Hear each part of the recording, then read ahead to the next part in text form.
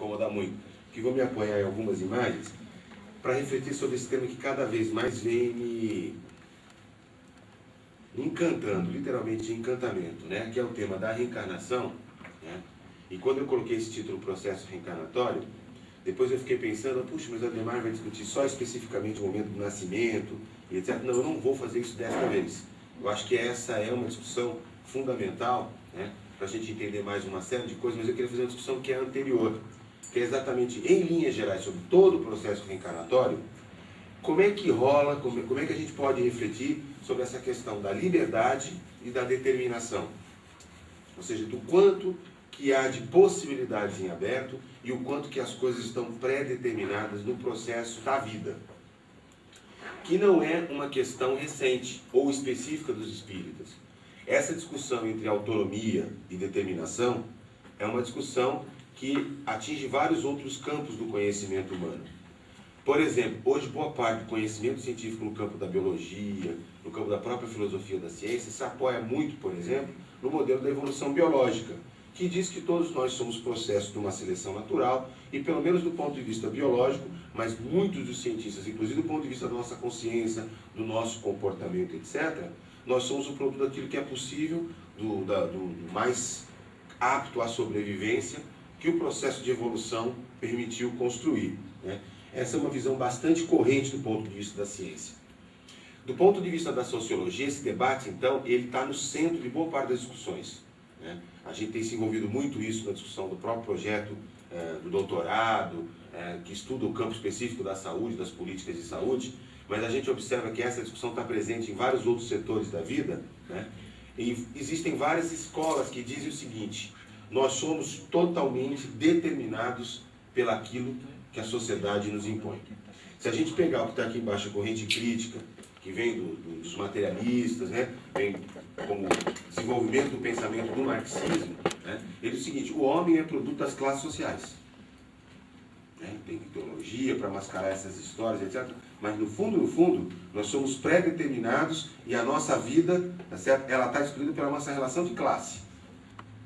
E do ponto de vista da ciência, né, da filosofia, da sociologia, etc., boa parte da produção intelectual, da produção de análise dos fenômenos da sociedade, e aí isso se desdobra para o campo da psicologia, o campo da sociologia, da análise de comportamento, das organizações de instituições humanas, etc., essa questão é muito forte no pensamento humano.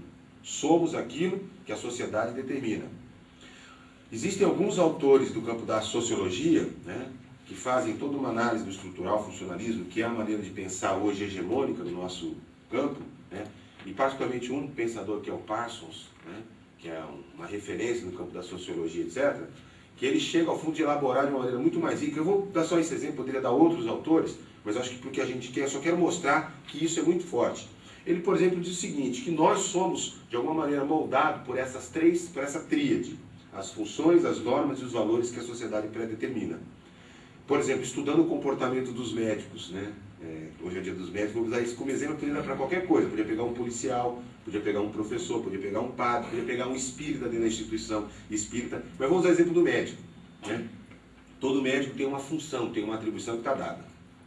Aliás, isso determina as nossas profissões. A divisão social do trabalho é exatamente dado aquilo que eu posso fazer, o que eu não posso, porque a atribuição minha não é do outro. Quem é do campo da saúde sabe, por exemplo, essa pancadaria que está rolando por conta da discussão do ato médico. Tem gente aqui que deve ser do campo da saúde de outras profissões, que o que é minha atribuição, o que não é minha. Mas nós também somos regidos por um sistema de normas. As regras do jogo, que diz o que eu posso, o que eu não posso fazer. Mas tem também os valores.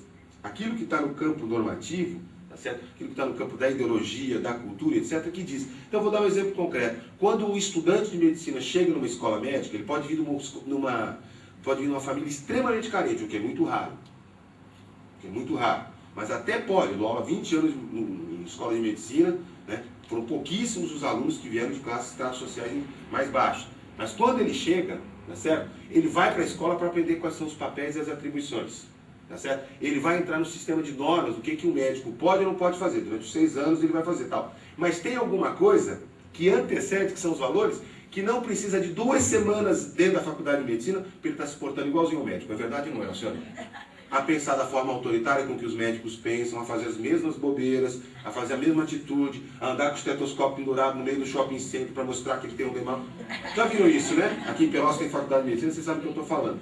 Pegue isso para qualquer coisa, tem vários professores, pega os historiadores e tal. Nós vivemos nesse mundo. Então, o que eu quero dizer com isso é que a ciência nos mostra que há profunda determinação social, sim. Há profunda determinação desse sistema de jogo. Eu poderia aprofundar isso, mas não é o objetivo. A crítica que se faz a essa teoria é muito interessante, né? Existem vários autores que dizem o seguinte: os sistemas sociais não são naturais, que é preciso admitir a implicação da história, do livre-arbítrio, da vontade, da intencionalidade, da razão, mas também da subjetividade que existe no espírito humano e que não existe nos sistemas naturais. Então não venha trazer esse modelo que a gente traz da biologia, que traz da química, que traz das ciências naturais para o campo das relações humanas, das relações institucionais, porque a coisa não é a mesma coisa. Porque tem uma diferença central, que é o seguinte: o Jean-Paul Sartre já dizia, o homem é condenado a ser livre, porque há uma margem de liberdade para além da determinação externa, que não significa, acho que a Jacira foi muito feliz no que ela falou aqui, fica até mais fácil, porque não significa dizer que não há determinação externa. Há sim. Ah, sim, essa história de que há um livre-arbítrio puro e eu vou ser aquilo que eu quero, não existe. Porque nós vivemos um jogo de relações que faz um processo de determinação. Mas dizer que nós somos apenas a determinação que está dada pelas relações da natureza, ou pelas relações sociais, ou pelo campo da cultura, da dominação, da ideologia, etc., também não é verdade. Porque essa é uma característica que nos diferencia das outras espécies, que é a possibilidade de desenvolvimento do livre-arbítrio, da liberdade. Então, as pessoas vão se diferenciar das coisas exatamente pelaquilo que elas experimentam no mundo, como as coisas se comportam. Como diz o Bourdieu, né, nós somos marcados sim, mas temos liberdade para agir. Tá certo? E aí a gente poderia aprofundar nessa discussão, mas eu creio que assim, peguei alguns autores clássicos, já leu alguma coisa de sociologia, etc., sabe do que eu estou falando, né? Teoria da ação, teoria crítica, etc., né? E a gente pode até chegar, por exemplo, ao que tem de mais recente aí, do campo do pós-modernismo, né, na socioanálise francesa, que vem a partir dos trabalhos de Foucault, de Deleuze, de Guattari e tal, né, que fazem um profundo questionamento entre essa determinação, a heteronomia e a autonomia, que faz a discussão das grandes mudanças molares, aquelas grandes que a gente palpa, que a gente vê, e daquelas revoluções, aquelas transformações que ocorrem no imperceptível, no campo do molecular. Nós somos homens estruturados, mas somos também sujeitos que estruturam a vida, as relações. Nós somos homens moldados pela organização, mas somos também indivíduos. Então, quando a gente pega, por exemplo, quando o toyotismo surgiu lá no Japão, todo mundo diz o seguinte: bom, está formado o homem ideal, o trabalhador ideal para aumentar a produtividade. Tá certo? Mas de repente o cara, sem querer, ele começa deliberadamente a atrasar o processo de produção. Ele começa a colocar o indivíduo ali dentro. Por quê? Porque ele não é absolutamente capturável pela organização, né? Existe estrutura, mas existe ação. Existe determinação, mas existe liberdade. Existe reprodução. O tempo inteiro a gente reproduzindo a regra do jogo, mas nós estamos o tempo inteiro criando. Criando quando a gente não diz. Você quer saber o que tem? Eu estava fazendo discussão com meus alunos da pós-graduação essa semana, todos eles da área hospitalar, né? Não existe lugar mais normatizado, aquele triângulo que eu mostrei do Parson, que espelha melhor do que o hospital, tá certo? E não existe lugar mais visível onde se rompe com tudo aquilo. É o lugar onde tem mais regra, e é o lugar onde mais se descumpre as regras e se reconstrói novas regras na rede de contratualidade da vida. Não pode um monte de coisa, a gente diz para os filhos. Eles sabem que a regra da relação não pode um monte de coisas. E novas coisas vão se podendo no jogo de relação, porque faz parte da sobrevivência, faz parte do processo da vida. Ou seja, essa reprodução e criação é uma característica do humano. E a vida é um contínuo. Quer dizer, a gente não tem grandes momentos que nos separam. Esse slide aqui é um slide que eu mostro, que eu tento mostrar para vocês, um monte de coisa que acontece na vida. Tá certo? Colocando aqui a mulher. Né? Tá? A vida é um contínuo. E o que acrescenta o Espiritismo nessa coisa? Que a morte não é o fim.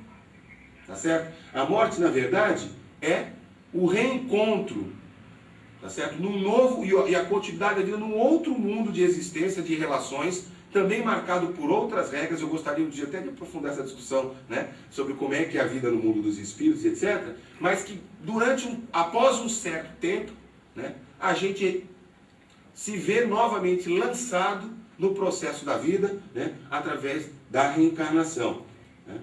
E esse milagre da vida faz com que simplesmente esse ir e vir, né, num contínuo permanente, né, seja possível dentro do processo de evolução do espírito. O espiritismo, ele nos proporciona uma visão alargada dessas coisas. Né? A partir dos paradigmas, acho que ontem várias pessoas tocaram nisso, né? Vamos dizer assim, desses pensamentos fundantes da filosofia espírita, entre os quais a reencarnação, é possível ter uma outra visão do homem e do mundo. Tá?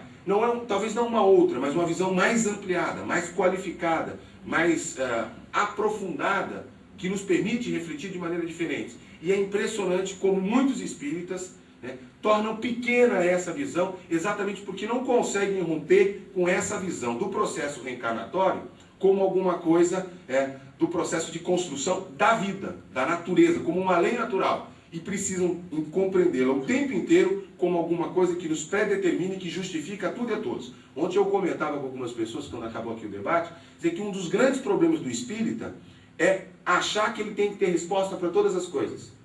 Que todas as questões da vida têm que ter uma resposta. Que ele sabe através daqui. Muitas coisas nós não sabemos.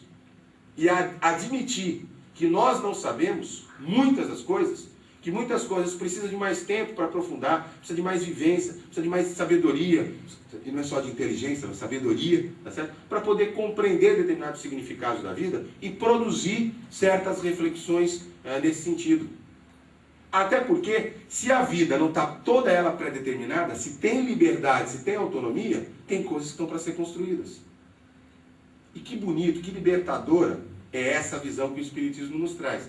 Quanto que ela aplaca a angústia, né, de não conseguir produzir todas as respostas e ao mesmo tempo, saber que nós não estamos absolutamente pré-determinados por todas as coisas. Mariotti, grande filósofo espírita argentino, dizia alguma coisa muito parecida com o que a Jacira acaba de dizer. O homem, no livro O Homem e a Civilização numa Nova Civilização, O Homem e a Sociedade numa Nova Civilização, que o ser espiritual não é consequência do corpo espírito, do corpo físico, que o espírito é que é a divina essência que avança através das idades, levando consigo todo o saber adquirido, mas que se controla exatamente neste processo natural que é a vida e a reencarnação. Processo que muitas vezes a gente vai criando figuras de linguagem, né? Figuras, vai visualizando determinadas figuras que nos levam a alguma ação. Eu vou dar um exemplo concreto, um exemplo muito singelo que eu tiro do livro Missionários da Luz, do André Luiz, quando ele descreve o processo reencarnatório de um espírito chamado Segismundo. Vocês devem lembrar, boa parte de vocês já leram.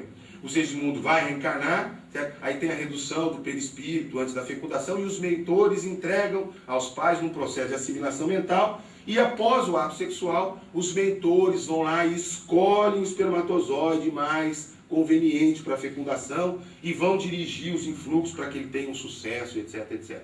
Porque tinha uma certa pré-determinação.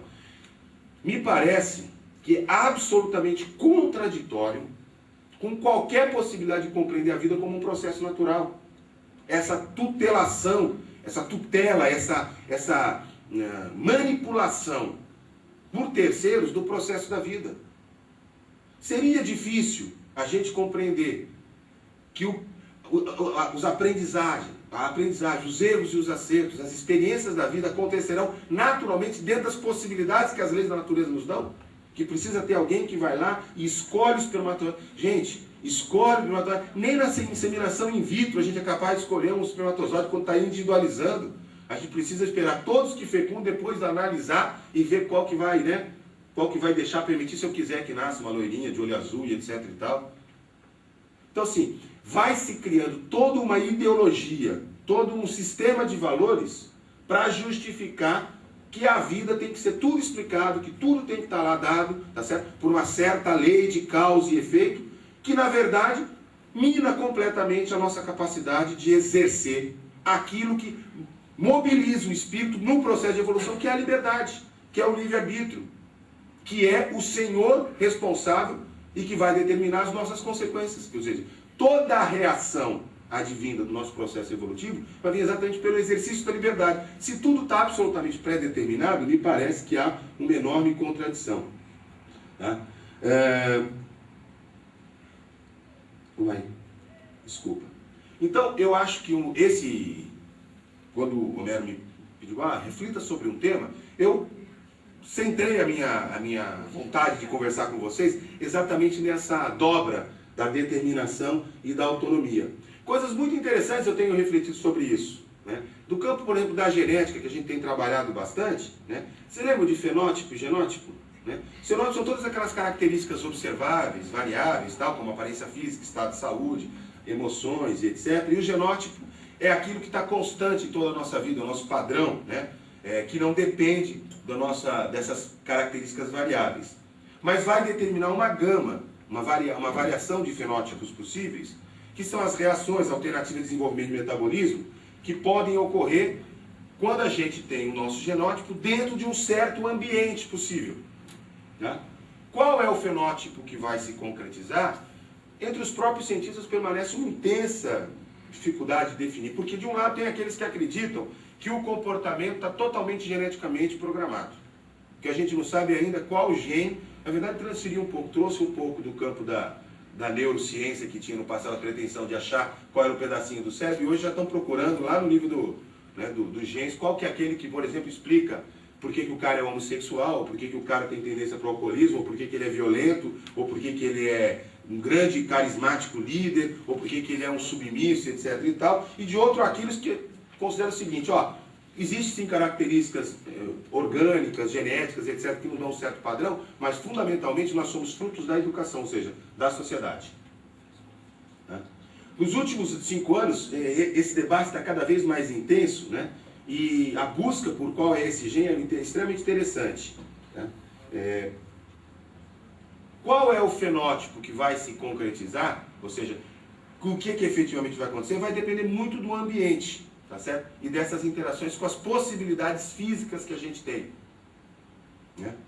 Se a gente agregar aí a abordagem espírita, tá certo? A gente coloca também um terceiro elemento, ou seja, nós somos frutos das possibilidades orgânicas, físicas que nós temos, da nossa herança, desse nosso patrimônio genético, nós somos frutos do meio da educação e etc., mas temos também uma dimensão espiritual, que vai compor esse complexo energético, unitário, espírito, matéria, que vai compreender todos os seres encarnados. Então, as características humanas mais complexas, elas são regidas pela natureza ou pela cultura? Essa pergunta que se impõe, tá certo? Tem, na minha opinião, uma resposta um pouco mais complexa. Ou seja, nós não viemos para simplificar a discussão. Nós viemos para dizer o seguinte, as duas coisas acontecem, mas há uma terceira vertente que torna mais difícil ainda o entendimento dessa questão, mas que de alguma maneira deslumbra certos limites que essas duas abordagens impõem, tá certo? Que é o seguinte, não há nenhuma programação genotípica da dimensão intelectual e cognitiva do ser. Ou seja, nós não estamos programados geneticamente para ser mais ou menos inteligente, mais ou menos interativos, etc. O avanço, eu acho que vai acabar, avanço das próprias pesquisas genéticas, etc., vão acabar mostrando ou evidenciando a necessidade de admitir uma dimensão também não material da existência. E aí a própria reencarnação se impõe como um processo de formulação do pensamento para poder compreender o que acontece. Muito embora eu não ache que a ciência vai provar, eu já disse isso várias vezes, acho que não vem da ciência a comprovação da existência do espírito, etc., porque essa não é a sua praia, né? Ou a sua planície. Nós somos um complexo existencial muito mais unitário do que essa classificação didática, até que o próprio Allan Kardec estabeleceu na doutrina 150, 170 anos atrás, né? E que era fundamental do ponto de vista do pensamento científico. Né?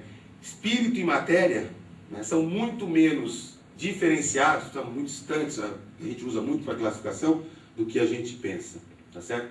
Porque essa visão dualista que a gente traz, cérebro, mente e tal, reconhece a direção de que existe a necessidade da direção desse processo por um espírito imortal. E é exatamente isso que o Espiritismo nos traz, que permite um novo olhar sobre o homem e sobre o mundo. Né? Rapidamente, a partir dessa visão espírita, nós podemos nos perceber como espíritos imortais. que presidimos os fenômenos psíquicos. A vida passa a ser uma expressão de um fenômeno tanto material como espiritual. Não só material e não só espiritual, né? E nós passamos a ser tudo aquilo que o nosso corpo físico nos permite ser, mas não tudo aquilo que o nosso espírito é ou que ele já foi. Porque muitas vezes, nessa contradição, que é uma aparente contradição, né, nós temos espíritos que têm potencialidade de manifestação maior do que a limitação, né, que essa ferramenta provisória não, chamar provisória talvez seria limitar, mas que tem uma certa temporalidade definida, nos permite ser nesta existência. Tá? Nós estamos sujeitos à evolução, tanto do ponto de vista biológico como do ponto de vista espiritual. Por quê? Porque o homem é um ser de múltiplas existências, que é resultado daquilo que ele vai construindo nas suas vidas sucessivas, fruto da sua imersão nesse mundo da cultura, das relações, que é tão estruturado, tá certo? Mas no jogo da autonomia, da liberdade, do uso do seu livre-arbítrio, que permite que ele vivencie personagens distintos e vá reconstruindo ou construindo a sua personalidade a partir de cada drama existencial que ele vai vivendo, a partir de cada nova aprendizagem. Tá? Os espíritos têm a sua trajetória de evolução que vem do átomo até os seres mais superiores da criação. E ele é sujeito do seu destino e, ao mesmo tempo, fruto daquilo que foi desenvolvido pelo seu livre-arbítrio. Portanto, nós vivemos o tempo inteiro nessa dobra de autonomia e de determinação. Né? Eu vou rapidamente tentar dizer para vocês um pouco o que isso significa do ponto de vista de algumas impressões da vida. 10 minutos, beleza. O Espiritismo vai demonstrar que o homem, ele é sujeito, ele é o protagonista da sua história. E ele é totalmente responsável pelo que ele é e pelas circunstâncias que ele se encontra, pelo seu estágio civilizatório, como eu acho que tanto a Jacira colocou de manhã, como o Humberto Mariotti nos coloca aqui. O Espiritismo demonstra que a ciência e a filosofia vão encontrar o seu complemento exatamente na ética. E que aí não basta conhecer a doutrina e comprar prestações da Casa do Baú da Felicidade, um lugar, uma casinha, ou do BNH, uma casinha no nosso lar, tá certo? Que é necessário estar integrado com a vida. Senão a gente não constrói as transformações que os novos tempos requerem. Ou seja, não é uma questão de conheço a realidade da vida depois da morte, do mundo espiritual e etc. Fico na minha, faço uma caridade, vou lá na casa da prece, tomo passe, etc. Né? Contribuo do ponto de vista da assistência social com alguma coisa e estou garantido. Porque neste mundo, porque no fundo isso é uma visão absolutamente equivocada, de que a vida daqui é imunda, a vida aqui não presta, é aqui que a gente constrói o nosso processo de evolução. É aqui, é lá, é aqui de novo, é lá, etc. Não existe essa... na verdade, isso é um sentimento, é uma visão, uma percepção de fuga, né? No fundo, é uma fuga da realidade. Eu projeto para o futuro uma felicidade que eu não consigo encontrar agora, ou que eu não consigo racionalizar, não consigo elaborar, trabalhar internamente. Nós somos espíritos que vamos vivenciando acertos, erros, vamos aprimorando habilidades, vamos desenvolvendo preferências, virtudes, aptidões, e se percebemos que somos todos irmãos em situações distintas de aprendizado, isso nos permite uma ferramenta de compreensão do que é a vida, do que é a sociedade, extremamente distinta e, como eu disse, muito amplificadora das outras visões de mundo que são proporcionadas. Fundamentalmente, eu queria dizer para vocês que é por isso que eu sou espírita.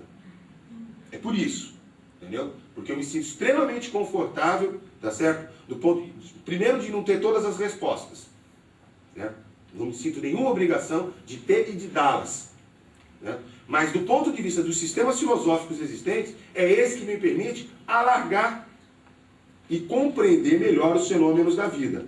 E essa dimensão ética diz o seguinte, que o desenvolvimento intelectual e moral é a chave para a evolução do espírito, tá certo? E nós ficaremos incompletos se nós não tentarmos fazer a autotransformação sem levar a sociedade ao nosso redor. E isso coloca uma profunda crítica a esse modelo da reforma íntima.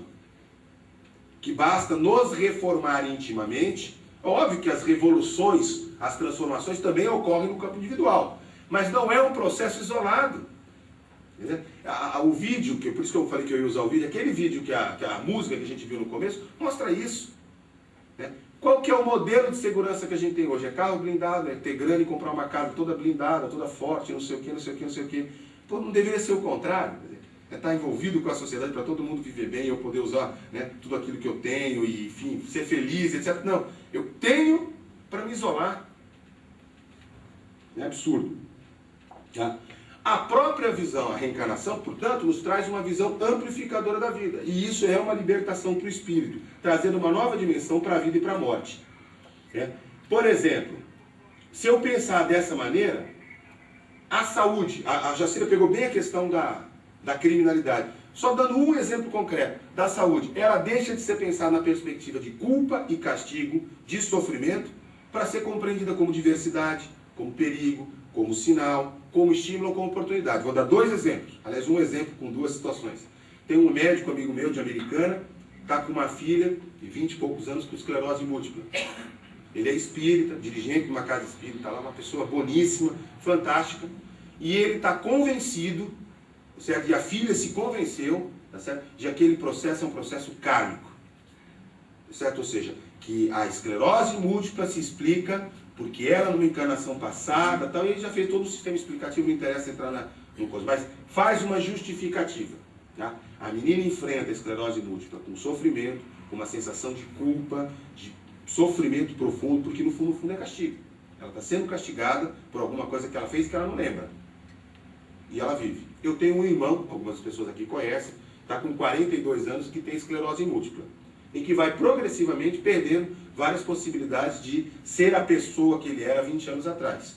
E que está crescendo a cada dia, vivendo intensamente a vida com felicidade, criando os filhos, trabalhando no limite das suas capacidades, porque ele compreende a doença dele não como culpa e castigo. Né? Ele acredita na reencarnação, ele acredita na imortalidade da alma, mas ele vê a doença dele naquele momento como uma oportunidade de vida. Alguma coisa que ele trouxe. Um sinal, ele trouxe um certo perigo, teve que fazer limitações de vida, mas que não fez com que ele fosse uma pessoa diferente. Deu para compreender? Tem alguma coisa, no caso do meu irmão, que signifique encarnações anteriores, ação e reação? Então pode até ser. Pode até ser. Pode até alargar a compreensão do processo da vida. Não vem ao caso. O que vem é o seguinte, é que a vida está sendo construída para o futuro e não para o passado. E compreender a vida dessa maneira, compreender o processo de reencarnação, como as oportunidades que se abrem com aquele traje do passado, mas não com a visão e marcado pelos fenômenos do passado, faz completa diferença do ponto de vista da produção da vida, da relação no mundo e da própria felicidade. Né? Eu vou citar aqui o Martin Luther King porque eu acho que tem uma coisa que é muito interessante. Né? Eu peguei ele um pouco mais por causa do Obama, para falar a verdade. 5 minutinhos, né? Vai dar tempo certinho. Tá? Talvez eu passe só 5 minutinhos. O que mais preocupa não é o grito dos violentos, nem dos corruptos, nem dos honestos, nem dos sem caráter. O que mais me preocupa é o silêncio dos bons. Né? Isso é fantástico, gente. Tá certo? Como dizia José Herculano Pires, nós somos co-construtores do universo. Deus construiu o universo. Né? Existe uma força criadora. Né? Não vamos entrar nessa discussão porque não é o nosso tema de hoje, etc. Mas as regras da natureza, as leis da natureza, nos colocaram como co-construtores do universo, co-construtores da relação humana, da justiça, das leis, etc. Ou seja, não adianta reclamar porque ou nós participamos ativamente do processo de aprimoramento da sociedade, da nossa vida, etc., ou nós vamos ficar eternamente reclamando. Tá? Como dizia o Einstein, cadê? Vem aqui, Einstein. A vida não dá nem empresta, não se comove nem se apieda. Tudo quanto ela faz é retribuir e transferir tudo aquilo que nós lhes oferecemos. Volta aqui a carinha do Einstein de volta, de língua de fora para vocês. Essa frase é linda, linda de morrer, tá certo? Tudo aquilo que nós lhes oferecemos, lhe oferecemos. A vida é isso. A frase é maior, tá? Se a gente joga a bolinha azul, ela volta azul e tal, mas eu tirei aqui para ficar mais enxutinha. Mas é linda. E é eivada de significados fantásticos. Vai, meu filho, aqui. Acho que quem for no simpósio vai ver uma repetição aqui, tá? Que eu já contei esse caso aqui. Olha só o que a reencarnação, a filosofia espírita nos permite. Onde é que tira o som, hein? Eu quero tirar o som. Não, tá bom. Quando observamos da praia um veleiro afastar-se da costa, navegando mar adentro, impelido pela brisa matinal, estamos diante de um espetáculo de beleza rara. O barco, impulsionado pela força dos ventos, vai ganhando o mar azul e nos parece cada vez menor. Faz de conta que vocês estão ouvindo aquela música que o Neverton tentou colocar ontem, tá? E não deu certo. Não demora muito e só podemos contemplar um pequeno ponto branco na linha remota e indecisa onde o mar e o céu se encontram. Quem observa o veleiro subir na linha do horizonte, certamente exclamará: já se foi. Terá sumido, evaporado? Não, certamente não. Apenas o perdemos de vista. O barco continua do mesmo tamanho e com a mesma capacidade que tinha quando estava próximo de nós. Continua tão capaz quanto antes de levar ao porto de destino as cargas recebidas. O veleiro não evaporou, apenas não o podemos mais ver. Mas ele continua o mesmo, e talvez no exato instante em que alguém diz, já se foi, haverá outras vozes mais além, felizes da vida, a afirmar, lá vem o veleiro. Assim é a morte. Quando o veleiro parte levando a preciosa carga de um amor que nos foi caro, e o vemos sumir na linha que separa o visível do invisível, dizemos, já se foi. Terá sumido, evaporado? Não. Certamente não. Apenas o perdemos de vista. O ser que amamos continua o mesmo, suas conquistas persistem. Nada se perde, a não ser o corpo físico de que não mais necessita. E é assim que no mesmo instante em que dizemos, já se foi, no além, outro alguém dirá, já está chegando. Chegou ao destino consigo, levando consigo as aquisições feitas durante a vida. Na vida, cada um leva a sua carga de vícios e virtudes, de afetos e desafetos, até que se resolva por desfazer-se do que julgar desnecessário. A vida é feita de partidas e chegadas, por isso que disse que a música de idas e vindas. Assim, o que parece para uns parece ser a partida, para outros é chegada. Assim, um dia, todos nós partimos como seres imortais que somos, no processo natural da vida. Tá? Essa visão fantástica que o Espiritismo nos proporciona, né, fruto do pensamento de grandes homens, de grandes pensadores, grandes mulheres também, como Victor Hugo, que diz o seguinte, de cada vez que morremos, ganhamos mais vida. As almas passam de uma esfera para outra, sem perda da personalidade, tornando-se cada vez mais brilhantes. Eu sou uma alma. Sei bem que vou entregar à sepultura aquilo que não sou. Terra, não és meu abismo. Toda a criação é a ascensão perpétua, do bruto para o homem, do homem para Deus. Despirmos-nos cada vez mais da matéria, envolvermos cada vez mais em espírito, essa é a lei. Portanto, gente, a grande contribuição que a filosofia espírita pode trazer a esse debate é exatamente a compreensão da existência do espírito, da imortalidade da alma, da evolução infinita e da educação para a morte, no qual o tema da reencarnação é fundamental, porque ele é exatamente o elo de ligação, né, que dá sentido a esse contínuo da vida que eu aqui tentei mostrar. Mas um contínuo que é marcado fundamentalmente por esta relação, por essa dobra de determinação e livre-arbítrio. Essa visão consoladora permite uma visão, uma perspectiva de futuro que nenhuma outra forma, no meu entendimento, nenhuma outra filosofia nos permite ter. E isso não deve ser confundido com uma perspectiva alienante da vida, e muito menos que justifique toda e qualquer desigualdade ou injustiça, tanto do ponto de vista individual como do ponto de vista coletivo, né? Eu vou finalizar só comentando com vocês uma coisa rápida. Quem participou do simpósio do ano passado, os jovens da pré-mocidade, 13 e 14 anos, lá do meu centro espírita em Santos, do meu centro espírita, não, centro espírita do qual eu frequento, desde que sou pequenininho também, fizeram um estudo comparando o que pensam os laicos, espíritas laicos e espíritas religiosos. Tem toda uma metodologia, saiu publicado no jornal Opinião, um resumo do estudo, está disponível no site do centro.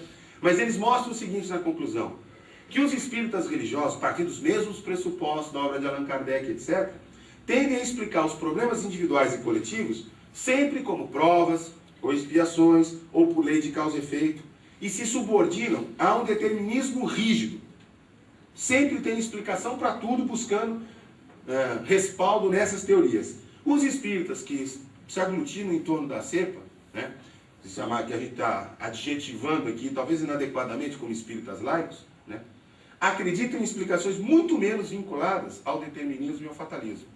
Né? Apontam, quando são apresentados para situações individuais e coletivas, que não é possível afirmar categoricamente os motivos que vão explicar a maioria dos problemas. Colocam as possibilidades das provas, expiações da lei de causa e efeito dentro das várias possibilidades de análise de cada caso ou das situações específicas. Mas tendem a acreditar que uma mesma situação pode ser explicada de várias maneiras possíveis, o que traz uma visão muito mais responsável e que exige muito mais uma postura ativa sobre a vida. Ou seja, nós passamos a ser muito mais piloto dessa nave do que simplesmente um espectador que passa por aqui para se purificar e aguardar alguma coisa de bom que vem para depois da morte. Tá? Concluíram nesse estudo que existem duas formas de ver os problemas do homem, da sociedade e do mundo atual a partir da doutrina espírita. Eu vou passar, não vai dar tempo isso aqui, e vou finalizar dizendo o seguinte: eu gosto muito dessa frase do Chaplin, né? Tem duas frases que eu vou usar, né, para terminar a minha frase, de outros autores. Mas porque elas expressam, eu peguei isso aqui não para ficar bonitinho não, né? É porque elas expressam mesmo, eu gosto muito de me apoiar nessa história. O Chaplin diz uma coisa que é o seguinte: outro dia eu fui num centro espírita religioso e eles me condenaram porque eu botei o Chaplin fumando, tá? Se as coisas não saíram como planejei, posso... Aí eu conto para eles que uma vez o Herculano Pires, eu vi o Herculano Pires ainda quando era vivo, lá no meu centro, né? Terminou a palestra e foi lá para fora para fumar. Se as coisas não saíram como planejei, posso ficar feliz por ter hoje para recomeçar. O dia está na minha frente, esperando para ser o que eu quiser. E aqui estou eu, o escultor que pode dar forma. Fantástica essa frase, não é? Tem tudo a ver com essa dobra da determinação e da autonomia, do livre-arbítrio. E eu termino usando essa frase que eu acho genial, do Benjamin Franklin, dita lá muito antigamente, tá certo? Século XVIII. E no seu epitáfio está escrito uma coisa, vamos só que é epitáfio, né? Está escrito uma coisa muito interessante, que é a seguinte: aqui jaz o corpo de Benjamin Franklin, impressor de ofício, semelhante à página de rosto de um livro velho, privado de título dourado. Mas não se perderá a obra, pois reaparecerá em uma nova edição, revisada e corrigida pelo próprio autor. Obrigado. O grupo aqui são ideias com as quais nós estamos trabalhando há bastante tempo. Mas nós estamos também aqui com parte de um auditório que pela primeira vez toma contato com alguns conceitos que são emitidos aí. Eu gostaria de aproveitar a oportunidade para ler parte de uma mensagem recebida mediunicamente por uma companheira nossa no último encontro que realizamos há poucos dias atrás em Itapecerica da Serra. Durante uma atividade destas, uma companheira nossa, que é médium psicógrafa, sentiu a necessidade de escrever e recebeu uma belíssima mensagem assinada por um espírito muito conhecido, principalmente no espiritismo, movimento espírita espanhol, que é Amália Domingo e Soler. Amália Domingo e Soler, lá pelas tantas, diz assim: que possamos juntos difundir, propagar nossas ideias tão claras de um genuíno espiritismo, esperando que através do tempo esses pequenos agrupamentos, por afinidade hoje, se tornem numerosos amanhã. E esperamos também, não um amanhã tão longínquo, pois se depender do dinamismo, da vontade e do desejo forte de todos vocês, sairemos para um movimento maior e melhor, o que queria nosso mestre de Lyon, Allan Kardec.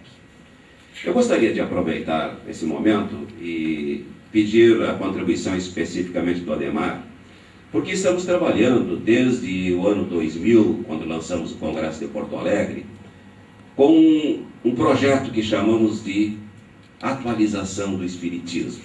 Em poucas palavras, Adhemar, especialmente para esses companheiros que a primeira vez têm esse contato conosco, graças a uma instituição, nós temos tão poucas instituições, embora tantos espíritos encarnados e desencarnados que estão nesse movimento, que você então referisse brevemente, naturalmente, pelas contingências do tempo, o que significa isso, atualização do Espiritismo, porque também a respeito disso, muitas pessoas que estão aqui hoje me questionaram. O processo de atualização do Espiritismo, na verdade, ele não é uma invenção dos espíritas vinculados, aderidos ao pensamento da cepa, né? Ele está na base do pensamento de Allan Kardec, né, no processo de fundação do Espiritismo. Quem lê particularmente um texto que é fundamental, que é a introdução do livro A Gênese, os caracteres da revelação espírita, vai ter absoluta convicção do caráter progressivo, né, aberto com que o Espiritismo foi construído, né? Na verdade, nós não podemos achar que uma única forma de ver o mundo é capaz, primeiro, de dar todas as respostas. Acho que de alguma maneira eu tentei colocar isso aqui hoje, né? Mas ela traz uma contribuição significativa, né? E essa contribuição significativa não foi pronta e acabada, por vários motivos, né? Primeiro, porque muitos dos temas que Allan Kardec e os espíritos que com ele trabalharam na codificação, fundação do Espiritismo, não tinham condições, né, de dar conta de todos os problemas, inclusive problemas novos que surgiram após esse período, né, problemas específicos do final do século XX, século XXI, e outros problemas que com certeza aparecerão no processo civilizatório da humanidade, né. Outros porque haviam limites concretos do ponto de vista de linguagem, de conhecimento, etc. Se a gente for pegar as obras espíritas, muitas coisas os espíritos dizem, olha, o que é possível dizer hoje, ou não temos como explicar, né? Não há palavras. Outros não temos autorização ainda, né? Quer dizer, não tinham ainda uma capacidade. Então, muitas coisas têm que ser construídas. Então, o processo de construção do pensamento espírita é um processo permanente. Permanente. Allan Kardec fundou o Espiritismo com esta concepção, e isso é importante que a gente tenha clareza. Para que o processo de atualização do Espiritismo tenha continuidade, essa não é uma tarefa que está atribuída à espiritualidade. Como dizia Leon Denis, o Espiritismo será no futuro aquilo que dele os espíritas fizerem. Leon Denis fez essa frase magistral, né, atribuindo claramente a responsabilidade pela manutenção desse caráter progressivo do Espiritismo, aberto, dinâmico, conectado com a ciência, capaz de incorporar os novos conhecimentos e mudar à medida que a ciência mostrar que o Espiritismo se encontra, pelo menos alguns princípios ou questões tratadas pelo Espiritismo se encontram em erro, né, possam ser atualizados. Mais de 1,5 séculos depois do seu marco inicial de surgimento, observa-se que esse desafio está colocado. Né? Diversas contribuições foram dadas por ilustres pensadores encarnados e desencarnados. Eu fiz um comentário, por exemplo, de uma questão que eu não concordo com o André Luiz, mas inúmeras questões muito produtivas, muito positivas, foram colocadas por esse espírito, por meio do Chico Xavier, assim como outras questões, mas que não foram submetidas ao critério da concordância universal, não foram analisadas e construídas como conhecimentos que se agreguem ao pensamento espírita. Outras questões são fundamentais de serem desenvolvidas, a questão da própria linguagem, né? Hoje, por exemplo, fluido, né, tem um conceito absolutamente distinto que tinha na época de Allan Kardec. Não tem mais o mesmo significado. Não faz sentido nós espíritas continuarmos utilizando uma linguagem do século XIX para tratar coisas do século XXI. A não ser que a gente queira falar só entre nós mesmos, né? Então nós vamos criar uma seita.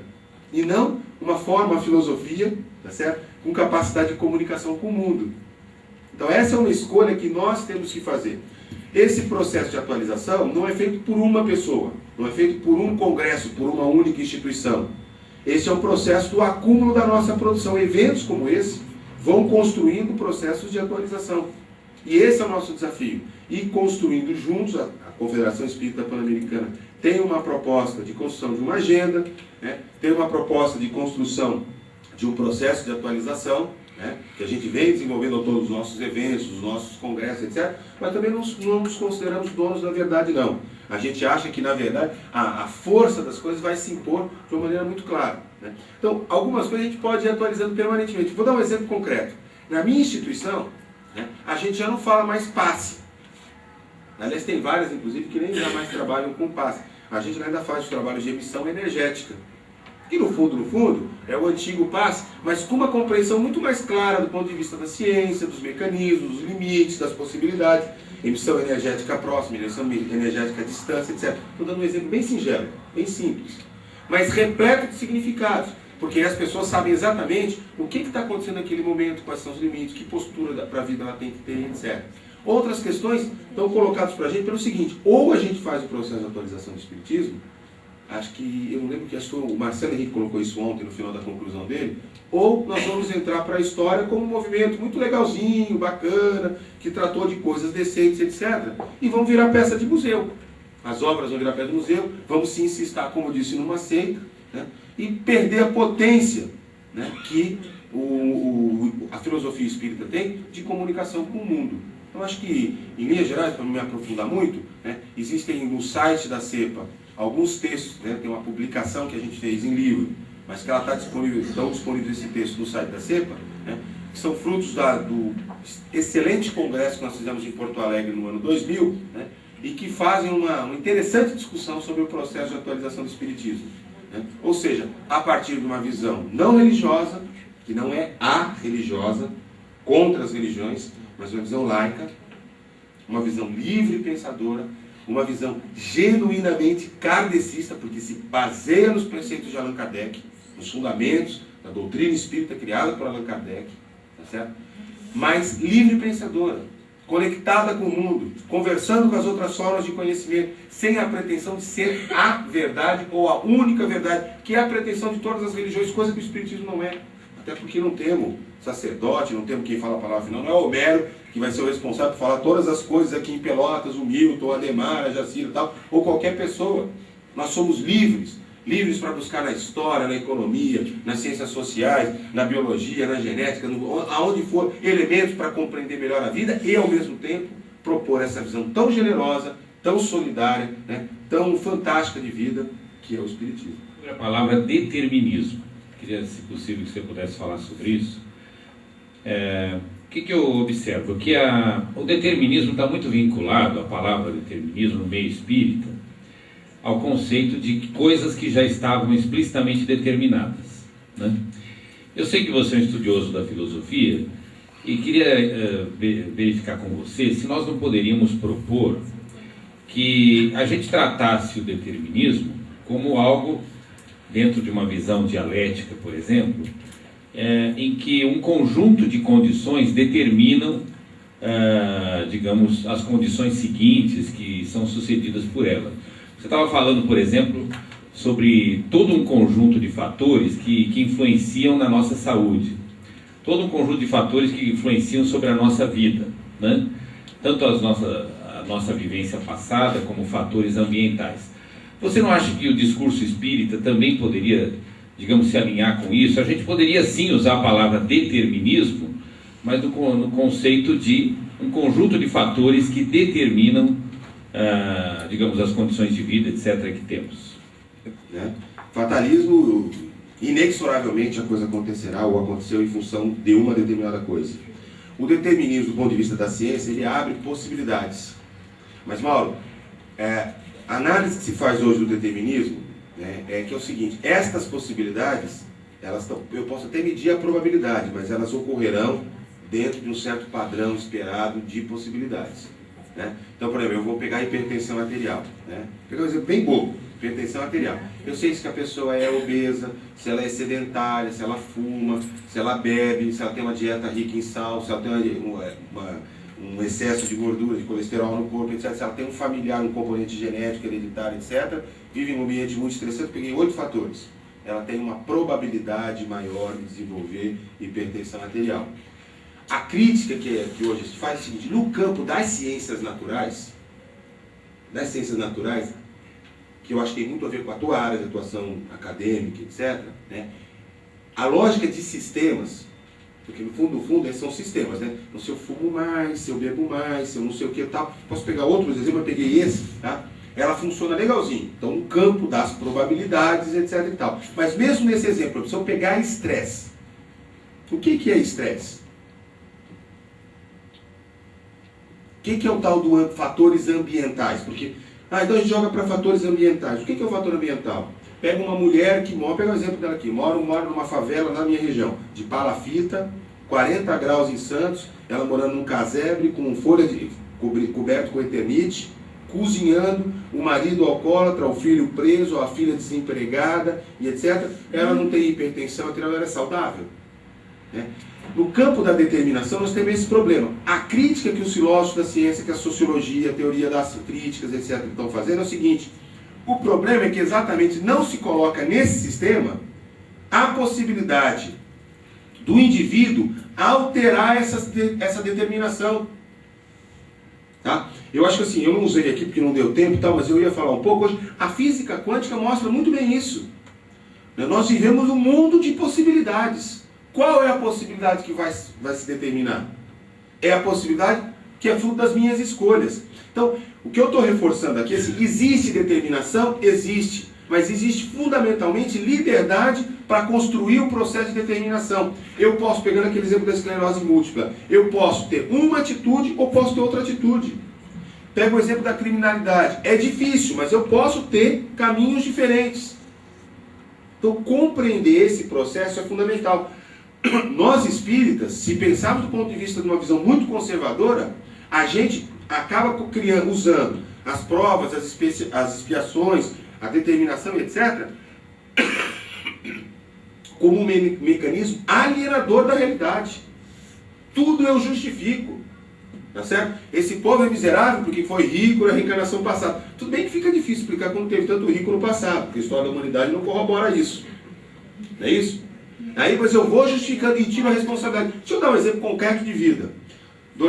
Fevereiro de 2000, tá minha família lá parada no pedágio de uma estrada pagando. Vem um caminhoneiro de 21 anos por trás a 100 por hora para embicar atrás para não pagar o pedágio, certo? Passa por cima e mata 3 pessoas, sobrevive 1. Há determinação nisso? Há determinação nisso? É expiação daquela família? É prova? Ou é um ato absolutamente irresponsável de uma criatura que achou que ia dar, tinha bebido um pouco mais, perdeu a dimensão, etc., e que vai arcar pelas responsabilidades daquele ato insano que ele tomou. Naquela decisão que tomou. Agora, por que eu tenho que dizer pro Vitor, que sobreviveu, né, que hoje é meu filho, vou dizer para ele o seguinte: olha, Vitor, né, teu pai, a tua mãe e ela lá, certo, desencararam porque na vida passada elas mataram esse menino e vou criar toda uma história, que é o que boa parte dos romances espíritas fazem, que dá uma visão conservadora da vida. Vamos compreender o seguinte: o cara tomou uma decisão complicada, tá certo? Vai arcar com as responsabilidades, em parte, na tal da justiça humana, infelizmente, porque não vai se recuperar lá, mas a vida, mais cedo ou mais tarde, vai mostrar que esse cara caiu em erro, tomou uma atitude equivocada, teve seríssimas consequências para ele, para a família dele, para as pessoas que vivem por ele, para outras pessoas. E vamos pensar o seguinte: a vida continua, cara. Teu pai, a tua mãe, a tua irmãzinha estão agora no mundo dos espíritos, se comunica com ele através da mediunidade, entendeu? Toca a vida tal. E ele está tocando a vida em frente. Sem a culpa, sem o castigo de achar, caramba, meu pai e minha mãe devem ter matado alguém no passado, etc. Tal. Até porque é o seguinte: o processo do esquecimento da reencarnação não veio por acaso. Não é isso? Se fosse natural a lembrança, certo? A gente resgataria a todo momento essas coisas para ter o significado das coisas. Você sabe por que a gente não lembra? Porque não interessa. O que interessa é o presente e o futuro. O passado só construiu as bases de determinação para o que nós somos agora. Mas daqui para frente, a vida é aberta. A vida é o que se constrói aqui e para frente. Passado é passado. E o grande problema, em parte dos espiritólicos, como se costuma brincar, né, dos espíritas que ainda não conseguiram romper com a fundamentação de vida do catolicismo, do judaico e do cristianismo, é que não conseguem romper com a lógica da culpa, do castigo. E como boa parte da nossa literatura mediúnica, espírita, etc., é eivada ou de médiuns ou de espíritos. Quem comprar o meu livrinho ali vai entender melhor o que eu estou falando, não é o merchandise, né? Vai entender melhor um pouco a história. É o seguinte: quem se comunica, quem formula as coisas, etc., são as pessoas normais. Se o cara era católico a vida inteira, quando ele desencarna, ele amplia a visão, ele consegue compreender a reencarnação, que está se comunicando pela mediunidade às vezes não consegue, mas ele continua com os mesmos valores. Ele continua tendo o referencial de vida dele, com aquela ideia da vida como pecado, a vida aqui na Terra como um negócio meio sujo, meio pecaminoso, né? Não consegue romper com a ideia do pecado original, né? Que está ali, se não está explícito, está na espinha dorsal e se explode na hora que ele se escancara, na hora que ele analisa a vida. Porque os valores deles ainda são muito fortemente arraigados com isso. O Espiritismo permite a libertação disso tudo. Permite ver a vida, como eu disse, como um processo de construção natural da evolução e da busca da sabedoria e da felicidade. Então, voltando ao tema específico, é muito interessante quando a gente fez a tal daquela pesquisa com os meninos, tal, como os espíritas, os grupos religiosos, precisa fechar, né? Como os espíritas dos grupos religiosos, tá certo? Eles claramente se apoiam nessa ideia do fatalismo, do determinismo, como possibilidades fechadas, mano. E como nós, espíritas laicos, etc., talvez mais conectados com essa visão aberta, né? Essa visão, eu diria mais, eu acho muito mais, inclusive consoladora, porque não é uma consolação para parar, é uma consolação para ir em frente, né? E ela permite, tá certo? Uma visão em aberto da vida a ser construída, onde nós fundamentalmente exercemos a nossa liberdade. Hoje, eu já fui muito influenciado por leituras, por análise, etc., né, da determinação das estruturas sociais, etc. e tal. Sei que a gente condiciona vários processos, mas eu sei o quanto que a gente tem de margem de liberdade em todas as coisas. Então, mas não é uma margem de liberdade total. Acho que a Jacira foi muito feliz, né? Tem liberdade e tem determinação. Compreender isso é fundamental. Torna mais difícil a vida, viu? Porque achar que tudo se explica na encarnação passada, ou tudo é castigo de Deus, é a maneira mais simples, né? Você vê, eu peguei agora de manhã, eu tenho um hábito de manhã, quando eu acordo, já ligo a televisão, fico procurando o jornal, caiu num programa evangélico. Então tinha lá, super bem produzido, os carros no Canadá derrapando no gelo, os desastres naturais. Aí o pastor vai, pega um pedaço da Bíblia, que eu já não lembro, tal, e ele dá a interpretação de Deus sobre aquele fenômeno natural, então aí a determinação, etc, etc. No fundo é isso, tá? Então vamos. Morreu o João Hélio lá no Rio de Janeiro. Todo mundo tem uma inspiração porque ele era o cara que dirigia a biga, que arrastava os romanos, etc. Né? Cai um avião. Vai um espírita dizer, caiu porque caiu. Teve um incêndio, o espírita vai ter que ter... Por que a gente tem que ter resposta para tudo isso? Pode ser que algumas pessoas ali, né, nas suas existências anteriores, até tenham possibilidade de ter relações efetivas, mas a grande maioria podia estar ali por acidente, por acaso, existe também. É o azar, não existe o azar, é a vida, as probabilidades da vida. Nesse sentido não é determinação, entendeu, Mauro? Só por isso.